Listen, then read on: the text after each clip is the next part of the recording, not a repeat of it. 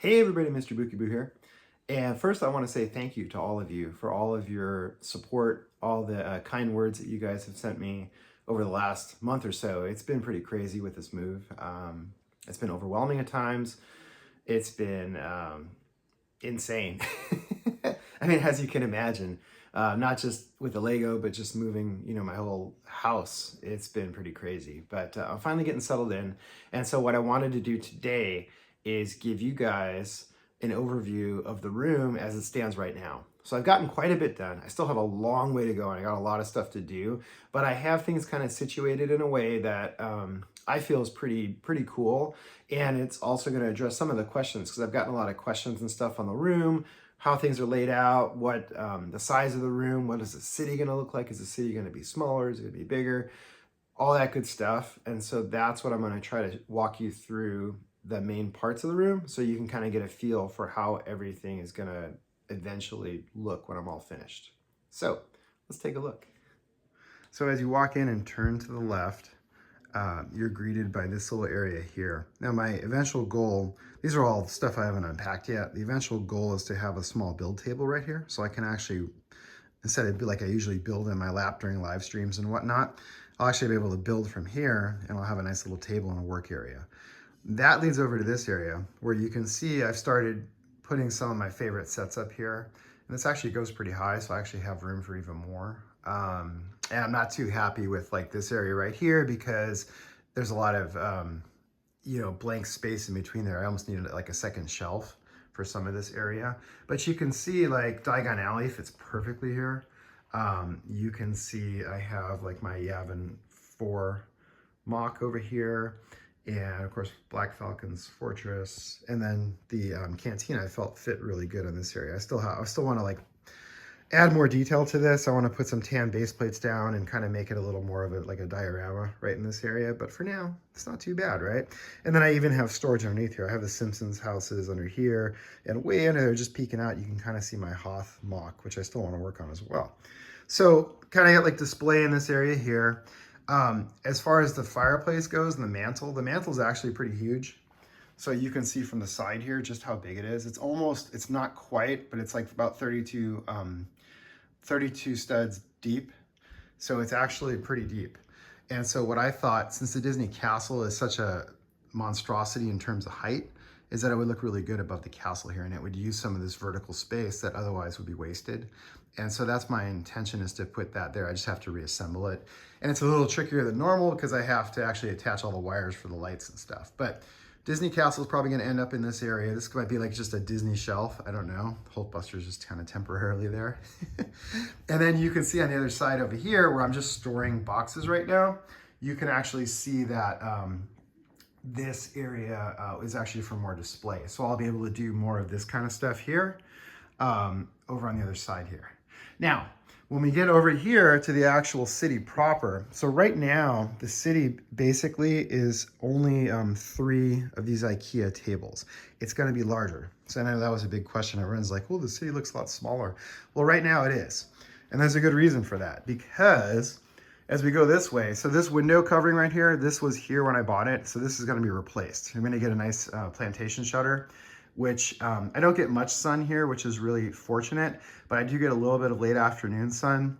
And this does kind of provide some shade, but not full shade. The plantation shutter will give me much better control of the lighting in the room, and it will protect the Lego much better because, as you all know, sunlight is really bad for Lego. It'll fade it really quick. So this is going to be replaced, but it's a custom order because it's a gigantic window. And so I can't put tables here yet because I don't want to move them. So I had to leave this little space right here for the workers to come in and to like attach the new window covering when it's done. But the intent, if you see here, you can see, so these are 2 of the IKEA tables side by side. There's another one that runs a long ways this way. And then I actually have it spaced appropriately so that there's actually going to be more of these tables running this way back here. And I haven't quite figured out how I'm going to do it in this area back here yet. I could go all the way to the wall. And actually, this is where I could use your guys' help figuring this out. I could go all the way to the wall and leave like a hatch in the middle. I do kind of want to leave window access, but it doesn't have to be huge, and it can be like I could crawl under the table to get to the window, because honestly, I'm probably never going to open this window, but it would be nice to have the option to open it if I ever wanted to. So that's one thing, is I could put a whole table here, one over there. I could just put one table here and leave like my other idea was over on this side, and you can see the back of the mountains here. So you get a little bonus. In case I get a lot of questions on how I build the mountains. They're hollow inside. It saves a lot on bricks and pieces. It's a lot cheaper that way. But the other idea was you could walk down this walkway here and walk into this area. So I don't know. What do you guys think? Let me know what you guys think on that. And then of course we have the city proper. So I actually started putting the upper level of the city here. Ultimately, the mountains are going to sit almost, completely flush with the window. That's my intent, I think. So I'm going to pick up a whole lot more real estate here. So don't worry, there's going to be a lot more to the city. And then also I'm planning on, because I have the tracks here, you can see. So it's a double track main line. I'm not going to get fancy with sidings and too many switches or anything, but it's going to go along here, and somewhere over here, it's just going to go right into a tunnel portal somewhere like here, or maybe a little further down. And then these tabletops are going to extend all the way. So I'm going to pick up even more space for the city as I go that way, because it's all going to be like raised up basically at that point. So that's kind of that's what I'm thinking there. Now, the roads. I'm going to actually do another video to talk more in depth with the roads, but you can kind of get an idea. This is just a little teaser for how the roads are going to kind of go in the city. It's going to be a little different from my other ones. It's going to be more, like city-like. Instead of just having one long road, I'm actually going to have like streets and alleyways and stuff. And then of course we have this middle area, which you're probably wondering, and I've kind of talked about a little bit on my live streams. This area right here is like, what's going on here? Well, my intent for this area is to kind of do some custom mocks. So I want to do some kind of like a really nice something to frame these two buildings here. And then beyond that, I kind of want to do, instead of my facades that I used to do flat against the wall, I want to do like skinnier, like skyscrapers, but not real tall ones, but just something that's a little bit taller in the behind the modulars. And that will actually really look cool, I think. And it'll just give the city a little more depth and a little bit more of a pop, as you look at it. So that's kind of what I'm thinking for these alleyways that are here. And so we'll see how that turns out. And then of course this front area is going to be finished off. I haven't decided if I'm going to continue the retaining walls around, or I'm thinking I might do some type of rock work, maybe at the corners I'll do some like rock work and stuff. And then this in the front area is just going to be like a parkway for people to walk. There's going to be no cars here, because I don't want to, the cars don't need to go all the way around and stuff. It's just kind of silly. There's going to be overpasses on the sides here. And so this is just, I think right now, going to be a parkway, the farmer's market. This can be a nice little park, something like that in the front area here. A lot of trees down here, all that good stuff. Now, the other side of the room, this is the cool stuff. So I have my display space, because I have all my Bester frames are here with all my part storage. I have some displays, like cubbies that I've knocked out for some display pieces. So I have, just various things in here.